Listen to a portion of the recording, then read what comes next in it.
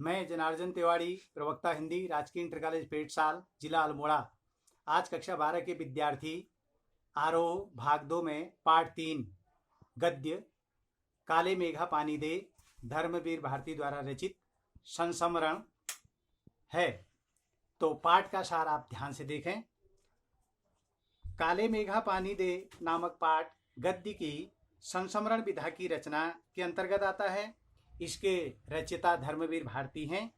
काले मेघा पानी दे में लेखक ने लोक विश्वास और विज्ञान के द्वंद्व को उकेरा है। वर्षा के लिए इंद्र सेना पानी मांगने जाती है। जब असहनीय गर्मी पड़ती है और ऐसी स्थिति में चारों तरफ अनावृष्टि होती है, तब गांव के बच्चों की इंद्र सेना या मेढक मंडली गांव के द्वार द्वार पर पानी मांगने के लिए निकल पड़ती है। उनके हुड़दंग और शोर शराबे से तंग आने वाले लोग उन्हें मेढक मंडली भी कहते हैं। इस मंडली में 10-12 से लेकर 16-18 वर्ष के लड़के सम्मिलित होते हैं।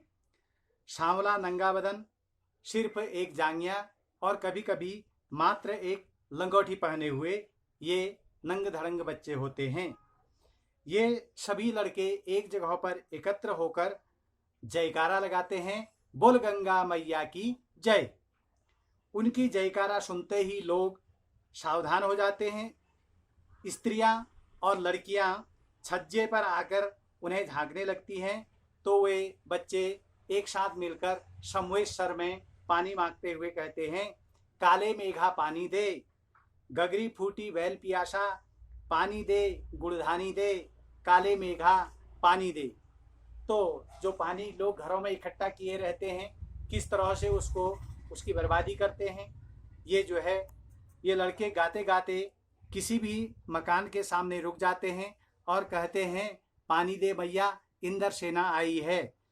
आषाढ़ के माह में जब पानी की बेहद कमी होती थी, फिर भी घर में इकट्ठा कर संभाल कर रखे गए पानी की बाल्टी या घड़ा इनके सिर पर उड़ेल कर इन्हें भिगो दिया जाता था। इंद्र सेना के विश्वास पर लेखक को असंतोष होता है, तो लेखक यह देखकर असंतुष्ट हो जाता है। वह सोचता है कि यदि यह इंद्र सेना है तो इंद्र से पानी मांगे, क्यों नहीं ये इंद्र से पानी मांगते। पानी की विकराल समस्या है, फिर भी घर में एकत्र कर रखे गए पानी की इस तरह से बर्बादी अच्छी नहीं है।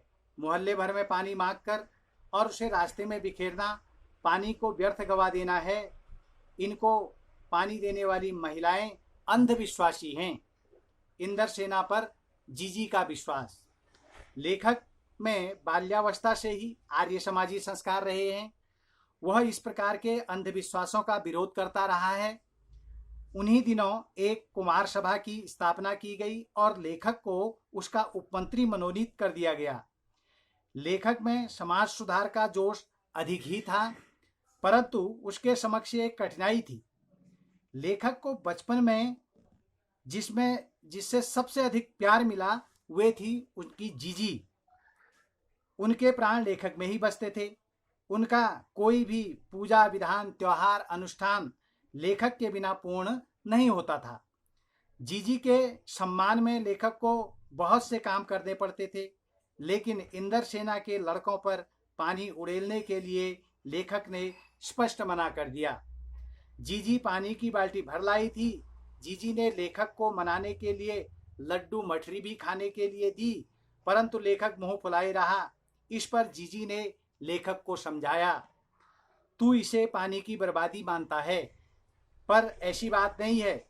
जब कोई चीज चाहते हैं तब पहले हमें वह चीज देनी भी पड़ती है। देख, बिना त्याग के दान नहीं होता।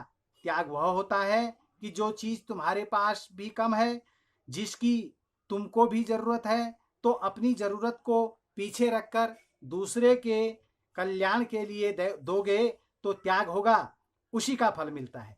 तो दीदी ने अपने दान का तर्क भी लेखक को दिया। जीजी शिक्षित नहीं थी, फिर भी वह एक उदाहरण देकर अपनी बात स्पष्ट कर रही है। अगर 30-40 मन गेहूं उगाना है तो खेत में क्यारियां बनाकर अच्छी किस्म का गेहूं बोना ही पड़ता है। भले ही वह 5-6 शेर हो, सूखे में हमारे द्वारा फेंका गया पानी ही पानी की बुआई है। हम बीज बनाकर पानी देते हैं, तब काले मेघा से पानी मांगते हैं।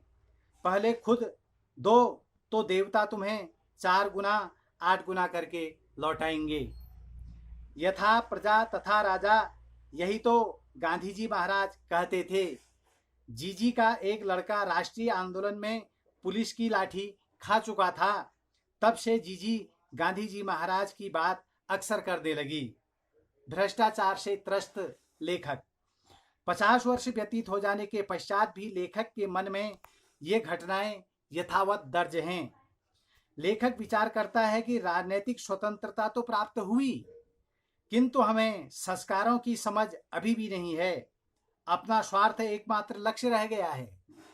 हम भ्रष्टाचार की बात तो करते हैं, किंतु स्वयं भ्रष्ट हैं।